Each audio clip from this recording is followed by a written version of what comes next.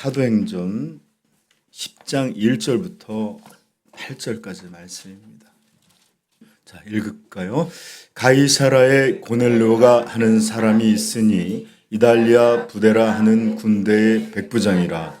그가 경건하여 온 집안과 더불어 하나님을 경외하며 백성을 많이 구제하고 하나님께 항상 기도하더니 하루는 제9시쯤 되어 중에 이미 사자가 들어와 이르되 고넬료야 하니 고넬료가 주목하여 보고 두려워 이르되 주여 무슨 일이시니까?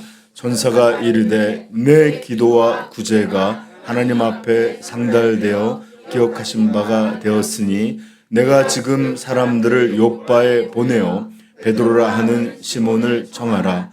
그는 무두장이 시몬의 집에 유숙하니 그 집은 해변에 있다 하더라.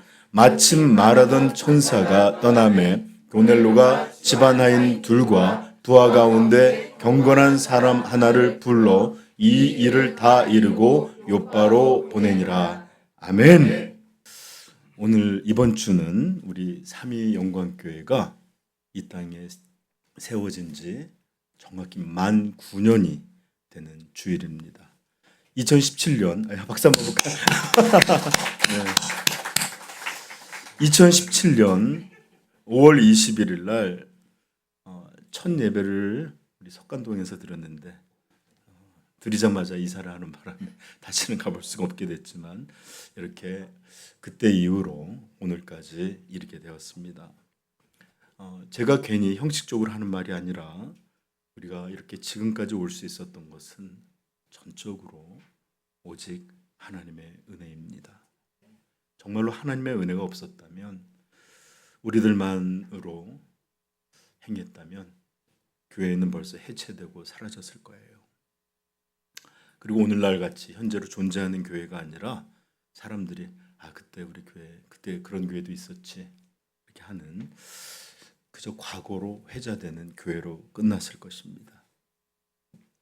진실로 하나님의 교회가 지금까지 이어올 수 있었던 것은 오직 우리 하나님의 은혜임을 고백하고 또 깊이 감사를 드립니다.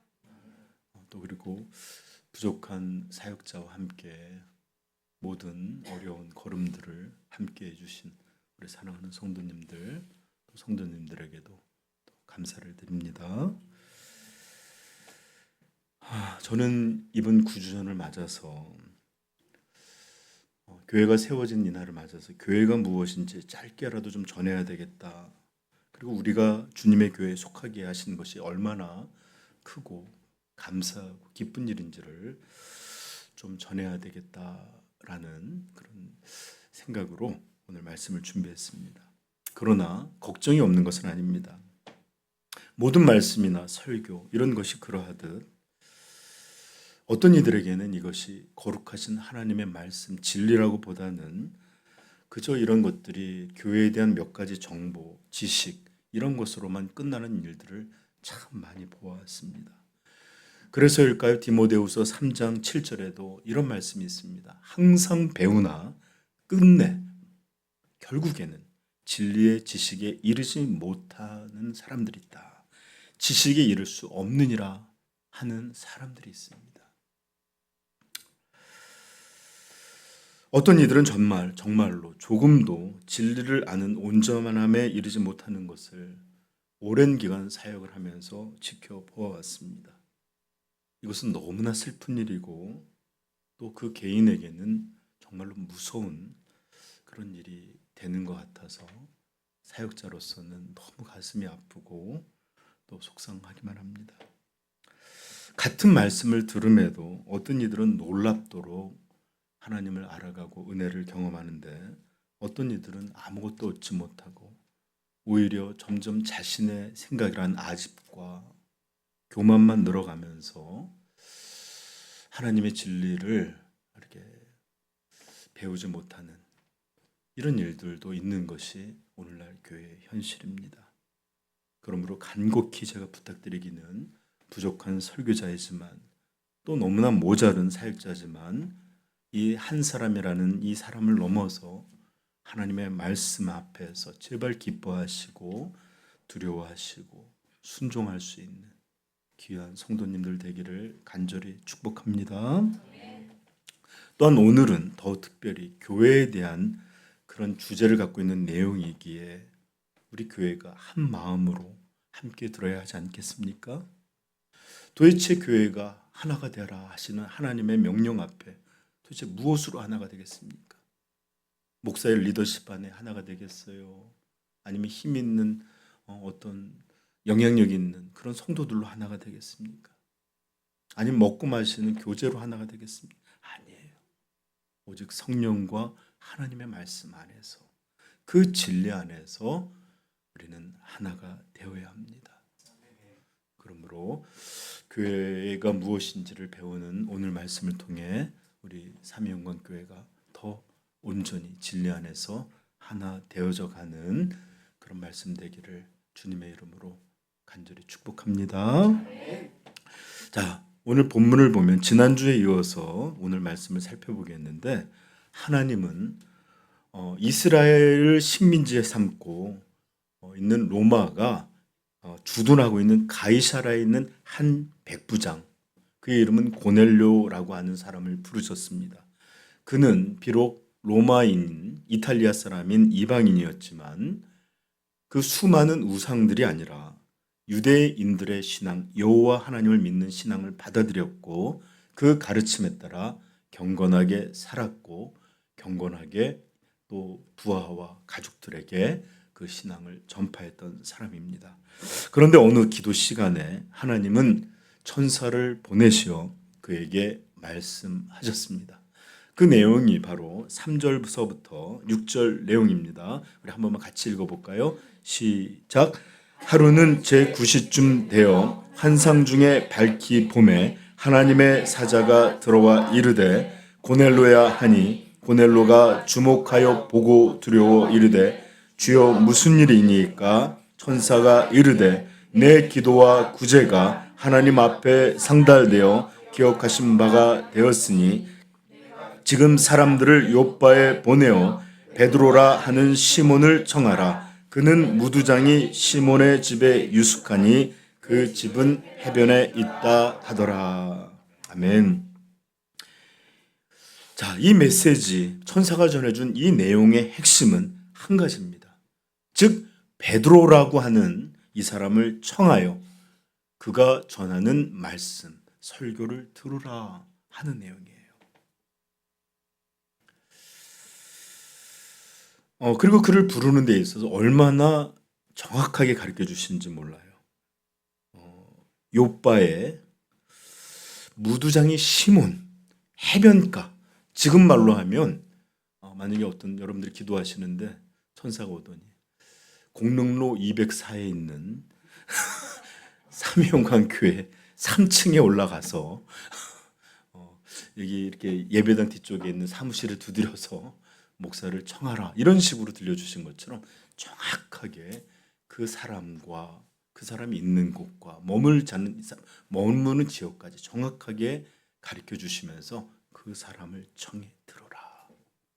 이게 핵심이에요. 그런데 이 지점에서 우리는 한 가지 좀 궁금한 게 있습니다. 왜일까요? 왜 하나님은 천사를 통해 직접 그에게 복음을 전해주는 대신에 베드로를 청해서 이 복음을 들으라 라고 한 것일까요? 천사는 복음을 몰랐을까요? 이제 우리가 뒤에서 보면 알겠지만 베드로를 청해서 이 듣는 과정은 의외로 단순하지가 않은데 먼저 이 가이사라라고 하는 이 지역에서 요빠를 보내는데 대략 한 50km 정도 된다고 합니다. 여러분 50km가 어느 정도인지 아무렇지 않을지 모르겠지만 행군을 50km 뛰어봤던 저는 이것이 정말로 만만치 않은 거리라는 것을 알게 돼. 하루 온종일 걸어야 돼. 젊은 장정의 걸음으로 10시간을 걷는 게 50km입니다. 거의. 자, 이렇게 먼저 사람들을 보내서 베드로에게 와주십시오 하는 그 초청하는 사람들을 보냈고요. 또 이 사람들이 요바에 도착하기 전에 하나님께서는 먼저 베드로에게 환상을 통해서 이 음식을 먹으라 하는 걸 3번이나 반복하시면서 베드로에게 환상의 내용을 먼저 보여주셔요. 그리고 이제 그 사람들이 도착해서 베드로를 모시고 다시 50km를 쭉, 그러니까 하루에나 이틀에 이루어진 게 아니겠죠. 그렇게 쭉 다시 돌아와서 이 복음을 전하는 꽤나 여러 단계, 꽤나 시간, 꽤나 복잡한 일들로 수고하게 하신 것입니다. 왜일까요? 아니, 천사가 직접 그 자리에 오셔갖고 고넬로야 그러면서 천사들, 특별히 가브리엘이든지 대부분의 많은 천사들이 소식을 전하는 게 주요 임무예요. 그래서 그 천사들을 메신저, 사자 이렇게 부르기도 하는 거잖아요. 벌써? 안 되겠네. 자, 이렇게 직접 전해주면 될 텐데 얼마나 간편하고 간단합니까? 얼마나 편하고 또 사람의 말이 아니, 전도의 미련함이 아니라 이 영적인 존재인 천사가 전하면 얼마나 놀랍고 효과적이었겠어요. 그런데 도대체 왜 이런 과정을 통해서 베드로를 청해서 들으라 라고 한 것일까요? 바로 이런 내용에서 하나님의 놀라운 구원 계획을 우리는 살펴볼 수 있는데, 그것은 하나님은 구원의 역사를 어떻게 교회를 통해 이루어 가시기를 기뻐하신다라는 겁니다. 하나님은 교회를 통해 세상의 구원의 역사를 나타내시고 교회 안에서 역사하시고 교회에게 또 이런 일들을 행하십니다. 그러므로 하나님께서는 이런 일들을 교회에서 시켜서 교회가 더 온전한 교회가 되게 하시는 것이 하나님의 계획이며 하나님의 뜻입니다. 자, 여러분, 제가 설명을 길게 할 수는 없지만 그저 이 내용이 무엇인지 이 단어만 기억하십시오. 교회는 하나님의 구속 계획의 중심에 있습니다. 중심에 있을 뿐만 아니라 교회는 하나님의 구원 계획의 중요한 목표입니다. 그리고 교회는 하나님 나라의 우리가 죽어서든지 아니면 나중에 종말 때가 아니라 먼저 임한, 즉 이미 시작됐지만 아직 오지 않은 난 옛과 그 다음에 이미 already와 난 옛 사이에 있는, 즉 이미 시작됐지만 아직 이루어지지 않은 그 하나님 나라의 실체가 보여주는 터전입니다. 또 이 교회는 복음 전파의 최전선에 있는 전진 기지이기도 합니다. 아멘. 그러므로 교회는 이 세상에서 하나님이 두신 유일한 기관이며 그러하기에 이 땅 사람들에게는 유일한 소망의 장소입니다. 처소입니다. 하나님은 다시 한번 말씀드리지만 교회를 통해 구원하시고 교회를 통해서 천국의 맛을 보며 안식을 얻게 하시고 또 교회를 통해서 예수 그리스도의 이 영광된 복음이 확장되는 그 중심으로 삼으셨습니다. 그러므로 만약에 이 땅에 하나님의 교회가 없다? 그러면 그 땅은 어떤 소망도 가지지 못한 땅이다라고 선언할 수 있습니다. 아멘. 근데 너무 감사하게도 제가 이쪽 골목을 걸어보니까 교회가 너무 많아요. 많아도 너무 많아요. 이제 문제는 숫자가 아니라 정말 교회다워지는 것이겠죠? 네, 우리 교회가 그렇게 되기를 소망합니다. 자, 그래서 여러분 먼저 교회가 어떤 것인지를 좀 살펴봐야 될 텐데 성경이 가르치는 교회 몇 가지를 여러분에게 들려드리려고 합니다. 교회에 대해 참으로 많은 비유, 참으로 많은 여러 가지 것들로 설명하지만 몇 가지만 들려드릴게요. 저는 교회에 대한 하나님의 이런 말씀 중에 최정점에 있는 것이 바로 이 에베소서 1장에 있는 말씀이라고 믿습니다. 이것만 찾아보십시다. 에베소서 1장. 우리가 오늘 선물을 나눠줄 봉투에도 그 말씀이 써 있는데 20절서부터 23절까지 읽어보겠습니다.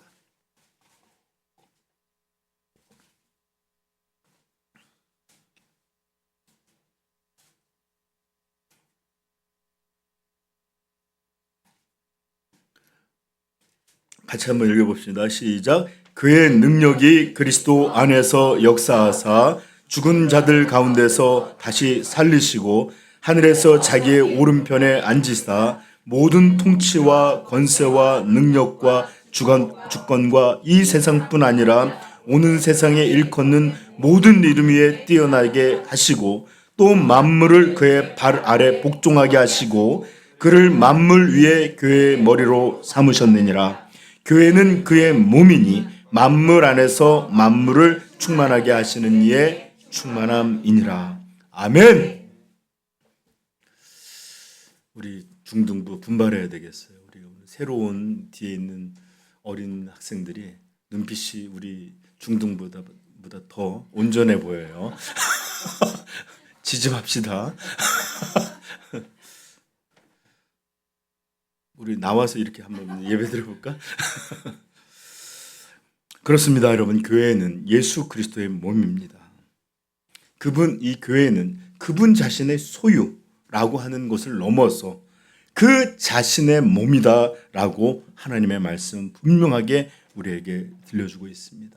우리는 이런 내용을, 이 증거를 사울이 다메섹에서 회심하는 내용에서 분명히 보았습니다.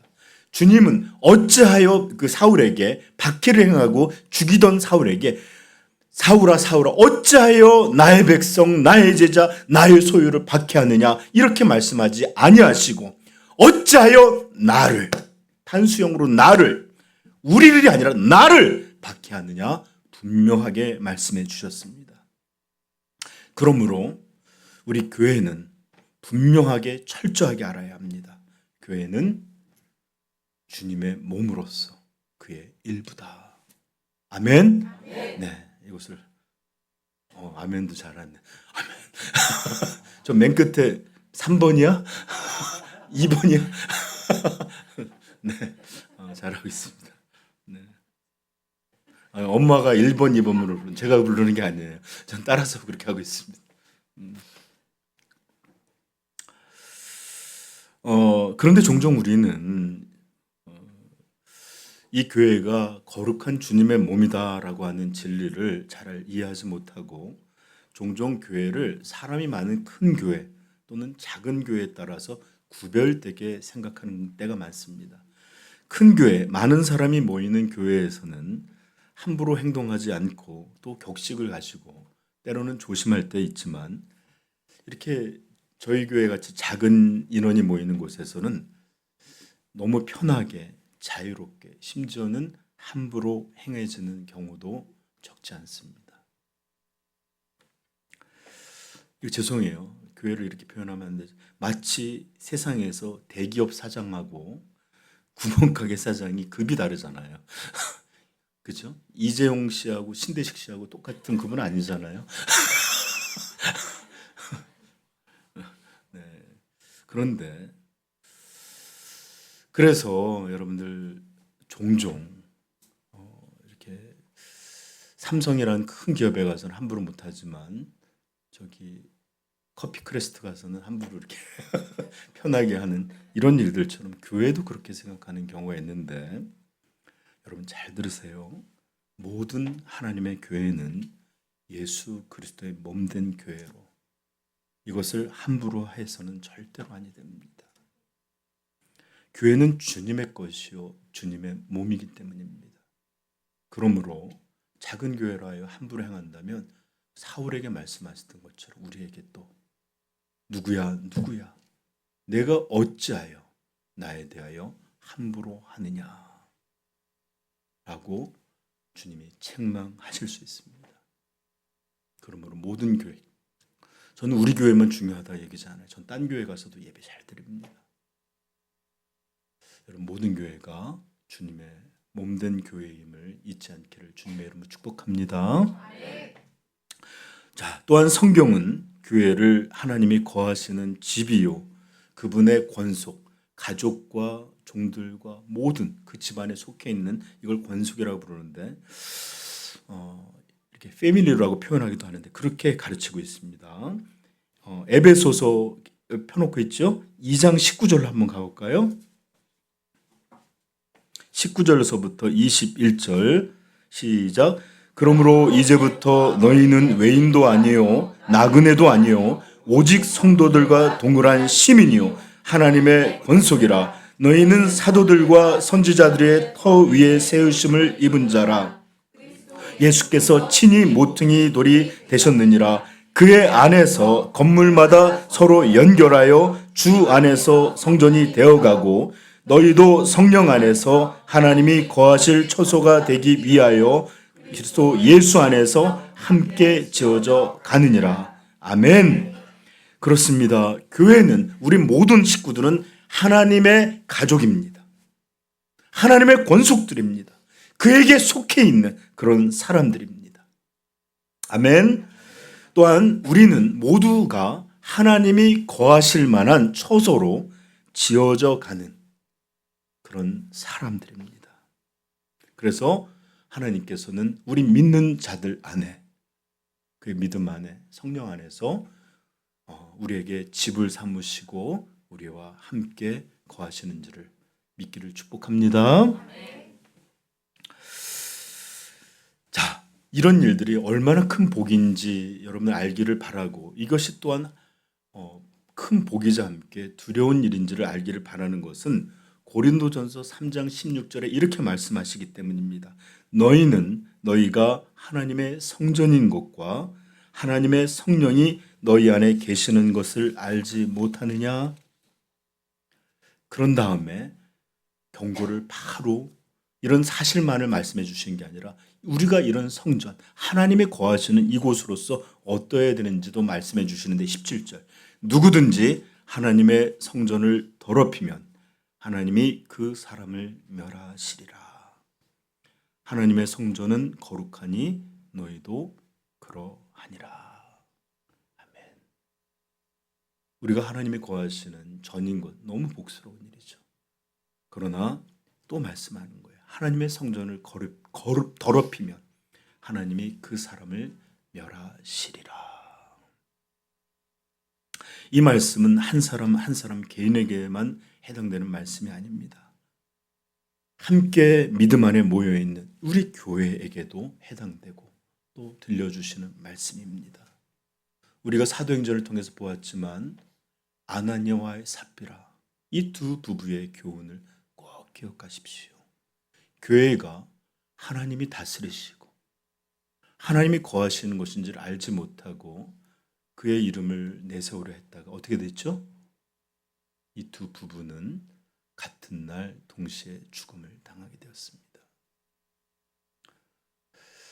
제가 전에도 말씀드렸지만 만약에 아나니아와 삽비라와 같이 하나님이 거룩하게 역사하신다면 여기 살아있는 사람 아무도 없을 거예요. 저부터. 그러나 우리가 살아있다 하여 죄가 없는 것은 아니에요. 그러므로 하나님의 교회에서 어떻게 행하여야 할지를 우리가 깊이 주의할 수 있기를 주님의 이름으로 축복합니다. 자, 또한 이렇게 교회는 또 성경에 여러 가지 비유로 말씀하시는데 교회는 그리스도의 신부, 너무너무 신랑 되신 예수께서 아끼시고 사랑하시는 신부라고 그렇게 묘사하기도 합니다. 에베소서 5장 25절 27절까지 한번 읽어봅시다.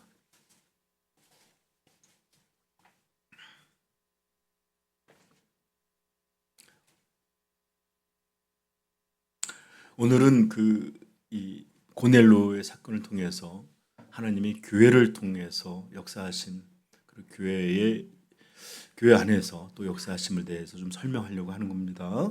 자, 에베소서 5장 25절 시작. 남편들아 아내 사랑하기를 그리스도께서 교회를 사랑하시고 그 교회를 위하여 자신을 주심같이 하라. 이는 곧 물로 씻어 말씀으로 깨끗하게 하사 거룩하게 하시고 자기 앞에 영광스러운 교회로 세우사 티나 주름 잡힌 것이나 이런 것이 없고 거룩하고 흠이 없게 하려 하심이라. 아멘.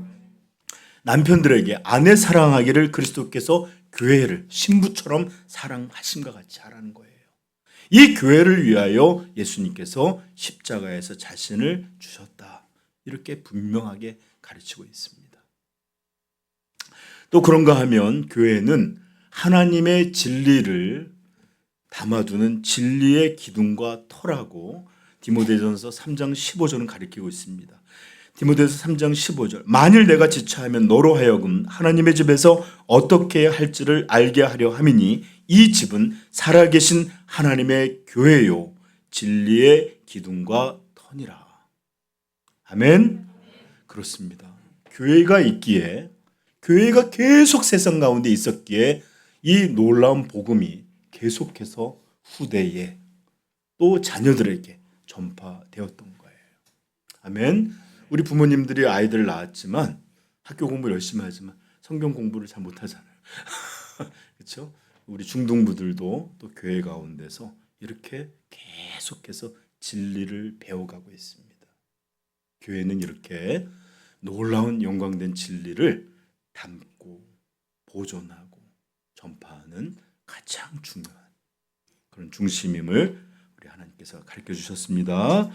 또한 교회는 하나님의 놀라움과 지혜, 영광과 신비를 온 세상에 알게 하는 하나님의 통로라고도 가르치고 있습니다. 에베소서 3장 10절.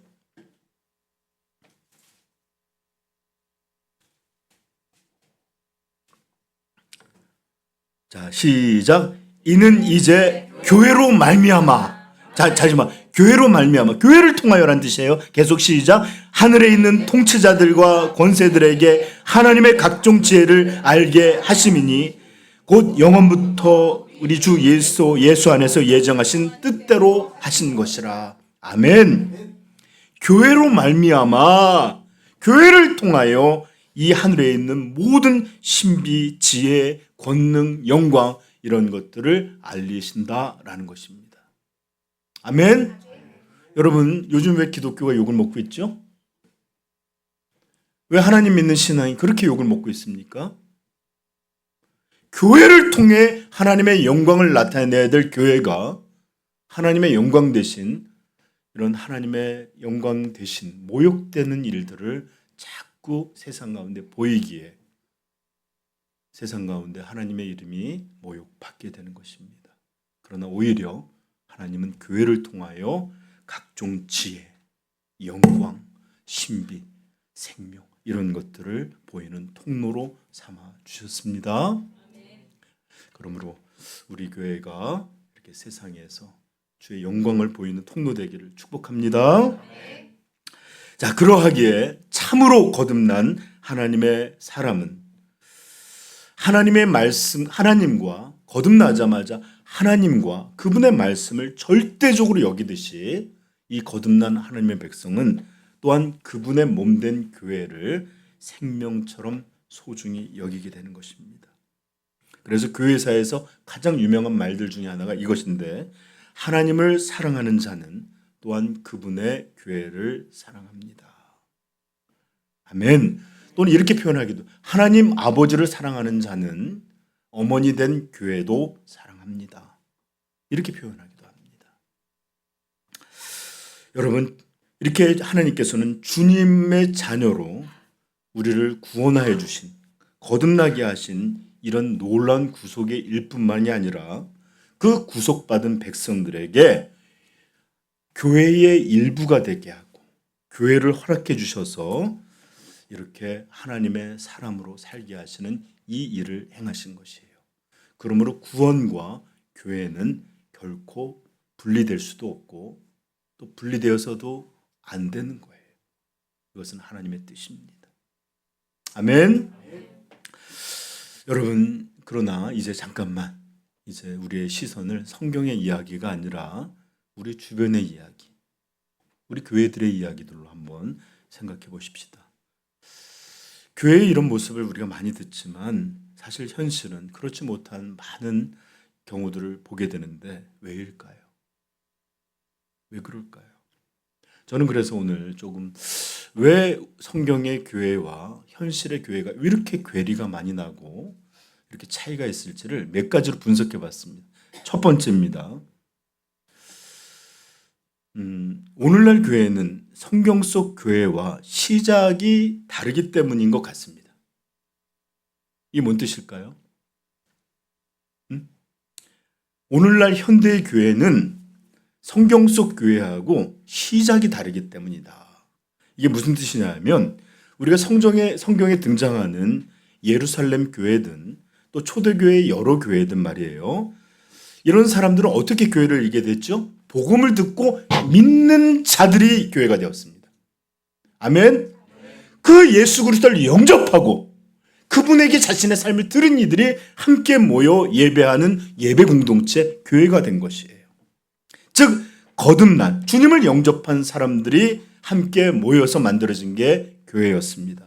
그런데 현대의 교회는 죄송한 얘기지만 주님을 영접한 성도들만이 있는 것이 아니라 아직 믿음이 무엇인지 복음이 무엇인지 그리스도는 어떤 분이고 하나님은 어떤 일을 행하셨는지 이런 것들을 알지 못하는 그저 인도되고 초대받은 사람들도 많습니다. 이런 사람들이 함께 섞여 있어요. 전도되어 주님을 영접하고 그 믿음을 위해 살겠다고 헌신한 이들이 교회에 나온 것이 아니라 그저 교회라고 하는 장소에 인도되어 온 사람들이 너무나 많습니다.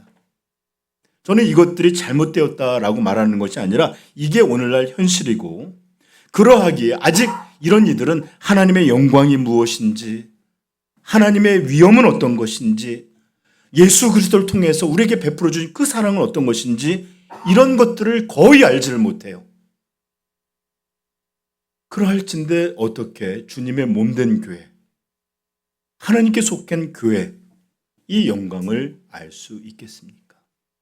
하나님도 온전히 알지 못하는 사람들이 어떻게 하나님에게 속해 있는 이 교회의 영광을 알 수 있겠습니까? 그러므로 많은 이들이 교회에서 자기의 소견대로 행함으로 교회가 성경의 교회와는 조금 다른 모습을 보일 때가 있습니다. 둘째입니다. 이렇게 시작점이 다른 것뿐만 아니라 오늘날 현대 교회에 속한 이들 가운데서는 잘못된 신학으로 말미암아 하나님을 깃털처럼 여기는 사람들이 많아요. 가볍게 그렇게 생각하는 사람이 많습니다. 무겁고 중요하게 여기지 않는 사람들이 너무 많아요. 제가 이것 자체를 전부 논할 수는 없지만 여러분 하나님을 가볍고 캐주얼하게 또 편하게 생각하는 사람들이 어떻게 교회를 중하고 엄중하고 귀하고 영광스러운 것으로 여길 수가 있겠습니까? 불가능합니다. 오늘날 현대인들은 신앙이 자신의 선택에 따라 버릴 수도 있고 취할 수도 있는 개인 취향처럼 여기게 되었습니다. 그래서 언제든지 마음에 들지 않거나 또 언제든지 마음이 불편하거나 뭐 어떤 이유든지 이런 것들이 걸리면 이렇게 언제든지 이렇게 쉽게 던질 수 있는 것이 그런 것이 되어버린 게 오늘날의 현실입니다. 여러분 만약에 예루살렘 교회와 성경에 등장하는 1세기 교회들처럼 정말로 하나님을 믿는다는 것 때문에 여러분들이 핍박을 받고 여러분들이 수많은 어려움이나 또 손해를 입고 심지어 목숨마저도 위험한 이런 지경이 된다면 그리고 이런 일들이 한 번이 아니라 계속해서 이어진다면 얼마나 많은 이들이 오늘날 이 현대 교회 가운데 남아서 신앙을 유지할 수 있을까요? 초대교회 같은 환경이라면 여기 성도들 중에 몇 명이나 남아있을까요? 그러므로 이렇게 하나님을 중요시 여기지 못하는 이런 시대가 또 교회의 영광을 보지 못하게 하는 가장 중요한 원인이 됩니다. 자, 그렇다면 거듭남이 분명한 참 신자들은 괜찮을까요? 저는 이런 사람들 안에서도 어려움을 보는데 오늘날 제일 많이 유행하는 말들 중에 하나가 이겁니다. 교리가 아니다. 또는 신조가 아니라 삶으로, 사랑으로 라는 구호가 넘쳐납니다. 신앙이 무엇을 믿고 어떤 하나님을 섬기고 이런 내용이 없고 그저 실천해야 된다, 살아내야 된다라는 구호만을 외쳐지고 당연하게 받아들이고 있습니다. 여러분 하나님이 누구인지 알지 못하고 우리가 믿는 것이 어떤 것인지 정확히 알지 못하는데 뭘 살아내요? 우리 안에 있는 인격으로 사랑해요? 이것은 기독교가 아닙니다.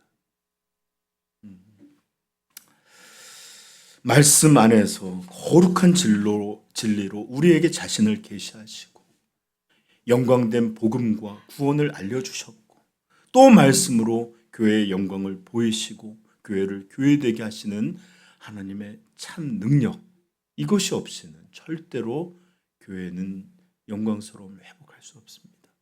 생각해 보십시오. 뿌리도 없고 근거도 없는데 이런 구호 속에서 신학은, 하나님을 믿는 진리들은 다 잊혀지고 사라진 이런 황폐한 땅에서 어떻게 교회라고 하는 이 영광의 생명체가 살아날 수 있겠습니까? 불가능합니다. 그저 교회를 소중히 여기는 사람들은, 여러분 나가보시면 알겠지만 동호회를 굉장히 중요시 여기는 사람들 많아요. BTS 아미 모임, 태능 산악회, 어디 자전거, 너무너무 열심히 참석하는 사람들이 있습니다. 배드민턴도 그러죠. 아무것도 필요 없어요. 배드민턴. 이런 사람들이 모여 있어요. 그리고 같이 식사하고 같이 교제하고.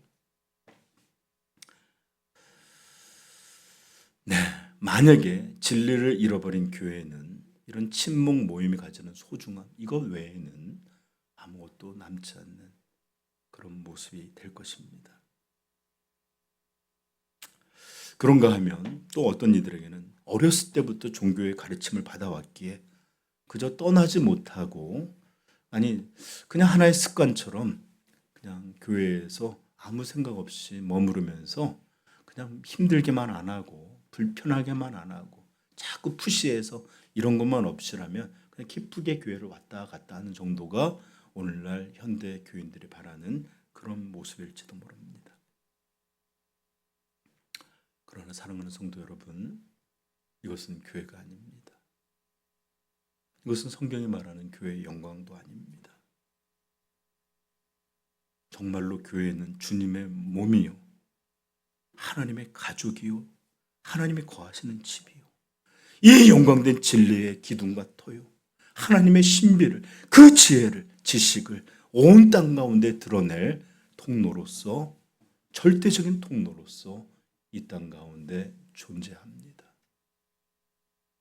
그러므로 교회의 불이 꺼지면 세상의 어두움을 밝힐 어떤 것도 없음을 알게 되시기를 축복합니다.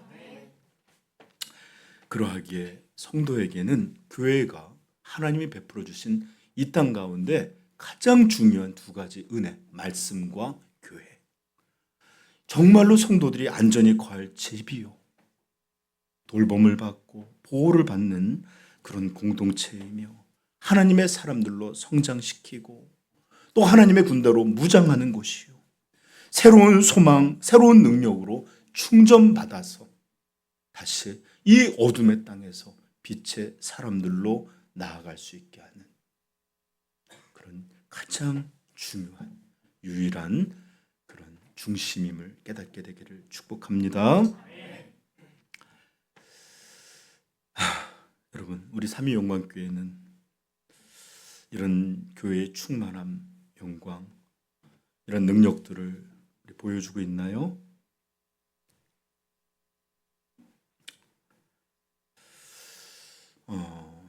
또는 세상의 교회들이 이런 모습을 보여주고 있나요? 그렇지 못하게 사람들은 교회들은 구호만 있지, 자기들이 저렇게 떠들기만 하지, 그냥 이건 종교 용어로 그렇게 말하는가 보다 하면서 가볍게 여길 때가 많습니다.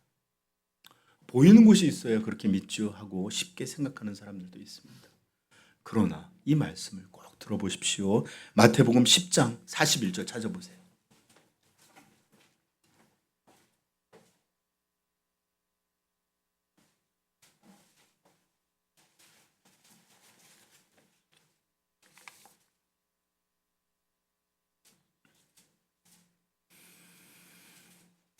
읽겠습니다. 시작.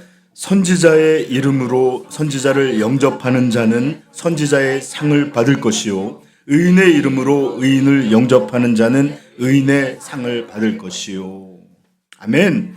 현대어 성경으로 제가 다시 한번 읽어드릴게요. 만일 너희가 예언자를 하나님의 사람이라 하여 환영한다면 너희는 예언자가 받는 것과 같은 상을 받을 것이다. 또 만일 너희가 선하고 믿음이 깊은 사람을 믿음의 사람이라 하여 환영한다면 너희는 그들이 받는 상과 같은 상을 받을 것이다. 아멘. 여러분, 교회가 그런 것들을 보여주지 못한다고 하면서 함부로 여길 것이 아니라 교회가 곧 하나님의 말씀과 같은 곳임을 여러분들이 굳건히 마음에 믿고 이 교회 안에서 그렇게 행동하며 이 교회 안에서 하나님의 영광을 바라며 또 교회를 통하여 하나님의 영광이 드러나기를 소망하는 신앙으로 그렇게 행동하고 있다면 여러분들은 하나님이 이 지상교회를 통해서 허락하신 그 놀라운 복과 영광을 누리게 될 것입니다. 성경적인 교회를 믿는 이들, 이 영광됨을 받아들이는 이들에게 하나님은 그 영광과 은혜로 우리에게 상 주실 것입니다. 그러나 반대로 현대의 풍조대로 따르고 자신의 마음으로 판단하고 눈에 보는 것과 듣는 것으로 함부로 교회를 이렇다 저렇다 행동하고 생각한다면 또 하나님은 그것에 걸맞은 방식으로 또 그에게 대우하실 것입니다. 아멘. 그러므로 우리는 성경이 말하는 그 진리대로 교회를 그렇게 영광스럽게 복되게 엄중하게 여길 수 있기를 축복합니다. 이제 3분의 1을 마쳤어요. 조금만 더 기다리시면 돼요. 우리 속담에 이런 말이 있어요. 물에 빠진 놈 건져주니 뭐라고 한다고요? 자, 우리 중등부 물에 빠진 놈 건져주니 고맙다고 한다? 이런 말이 있어요. 물에 빠진 놈 건져주니 보따리 내놓으라고 한다라는 속담이 있는데 이게 어떤 내용이냐면 생명을 건짐받은 큰 은혜를 입었는데도 불구하고 감사하기는커녕 배은망덕하게 하는 모습을 표현한 말입니다. 하나님의 놀라운 은혜에 감사하기는커녕 이제 구원을 시켜주고 교회에 속하게 했더니 이제 불평하고 내 보따리 어딨냐고 내 보따리도 찾아내라고 하는 불평하는 적반하장과 같이 이렇게 함부로 행동하는 것을 표현한 말입니다. 요즘 유행하는 말이 있죠. 누군가에게 호의를 베푸면 그것을 마치 자신의 권리처럼 여긴다라고 하는 말이 있죠. 호의가 계속되면 그것을 권리로 한다라는 말도 있잖아요. 그런 것처럼 하나님께서는 하나님의 독생자를 우리를 대신하여 죽게 하시고 이 죄인을 위하여 자신의 아들을 형벌받게 하심으로 우리를 건지시고 또 이렇게 구원받은 백성들에게 자신의 아들의 일부가 되게 하시고 또 그들을 보호하고 돌보고 이런 가정처럼 교회를 내어주시고 모든 어려움에서 돌보는 이런 일들로 교회를 허락해 주셨는데 마치 이렇게 교회에 나온 사람들이 물에 건져놨더니 보따리 내놓으라는 식으로 함부로 교회에서 행동하는 모습, 이게 어찌 마땅한 바겠습니까? 죽어가는 거지를 데려다 집에서 씻기고 먹이고 키워놨더니 왜 옷이 이렇냐, 왜 음식이 이렇냐, 왜 집이 이렇게 춥냐 덥냐 이렇게 불평한다면 여러분 어떤 마음이겠어요? 여러분, 교회는 마치 노아의 때에 큰 홍수가 났을 때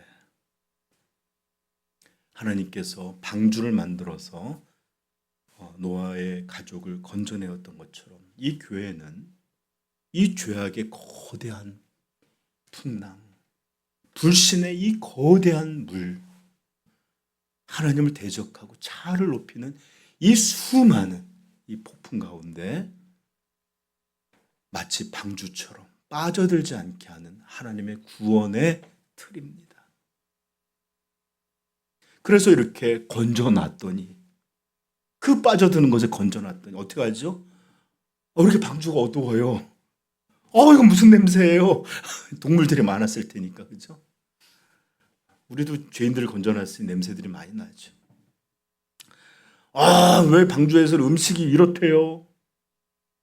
이러면서 불평하거나 좀 문제가 있을 때마다 나 이 방주 못 있겠다고. 나 뛰어내리겠다고. 이런 사람이 있다면 이렇게 교회 종종 오면 협박하는 사람들이 있어요. 좀 뭐 하면 나 그러면 교회 못 나간다고. 아니면 또는 뭐 이래도 교회를 나와야 되냐고. 교회를 나오고 싶지 않았다고. 이런 얘기들을 종종 듣습니다. 또는 교회는 이래야 돼요. 저래야 돼요. 성경이 기초한 게 아니라 자신의 생각, 자신의 경험을 따라서 교회를 비판하는 이들도 적지 않습니다. 그리고 아까도 말씀드리겠지만 우리 교회같이 인원이 적은 교회는 한 사람이 너무 소중하고 귀하게 여겨지기에 너무 잘 대우도 하고 또 환영해주면 나중에는 어려운 집에 마침 와준 귀한 손님처럼 때로는 이렇게 내가 은혜를 베풀어서 나와주는 사람처럼 이런 모습을 보이는 경우도 작은 교회에서는 종종 보게 됩니다. 부디 우리 삼위영광교회 지체들은 이 거룩한 하나님의 교회가 무엇인지를 분명하게 깨달아 성경의 말씀대로 존귀 여기고 사랑하고 헌신하고 주님이 교회를 위하여 자신의 생명을 주신 것 같이 우리도 교회를 위하여 자기의 생명을, 시간과 모든 것을 부을 수 있는 그런 온전한 성도 되기를 주님의 이름으로 축복합니다. 저는 이 말씀을 준비하면서 그래도 참 감사한 거, 우리 교회는 현대 교회에 수많은 이런 일들이 없지는 않겠지만 흔적이 좀 작아서 너무 감사하고, 제가 오늘 우리 이제 창립 기념일 막 이런 거 있잖아요. 뭐 해라 한 번도 해본 적이 없어요. 우리 성도님들이 알아서 헌신하고, 알아서 새벽하고, 알아서 청소하고, 뭐 알아서 유리 다 닦아주시고, 그냥 저는 진짜 말씀만 준비했어요. 이런 데가 어디 있습니까? 그죠?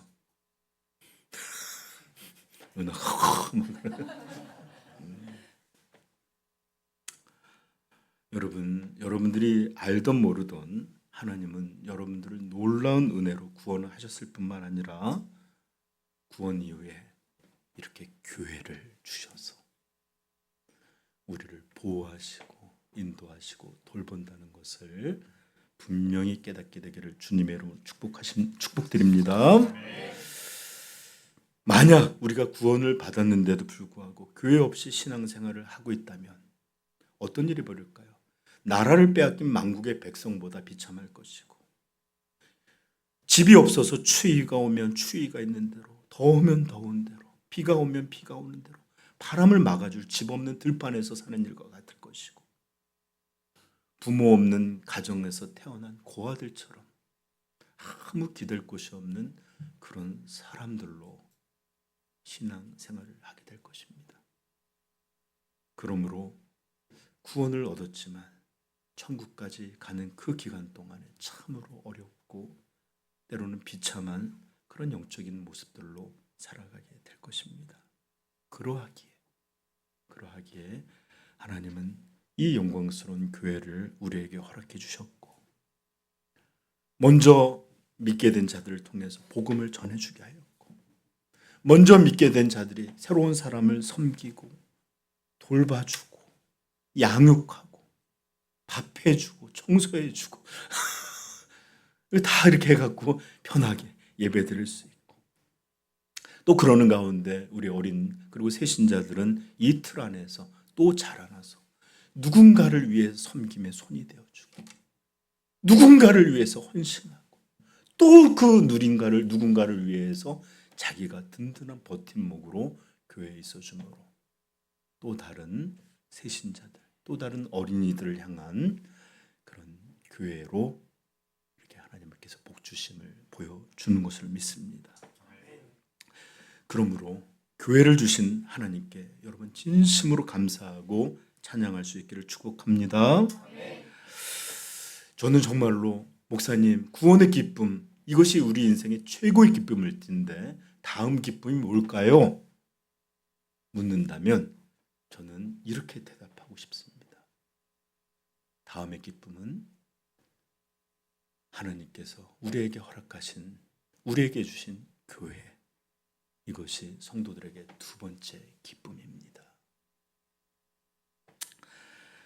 자, 이제 삼위영광교회가 이 영광스러운 주님의 교회라는 이름으로 세워진 지 9년이 되었습니다. 이것은 우리가 이루어진 일이 아니라 주님께서, 하나님께서 주님의 몸된 교회로 세워갈 수 있도록 함께 해주셨고 지켜주셨고 또 은혜를 베풀어 주셨기에 오늘의 이른 줄 믿습니다. 그러므로 이렇게 교회를 주신 하나님께 참된 감사, 영광을 돌릴 수 있기를 주님의 이름으로 축복합니다. 기도하겠습니다.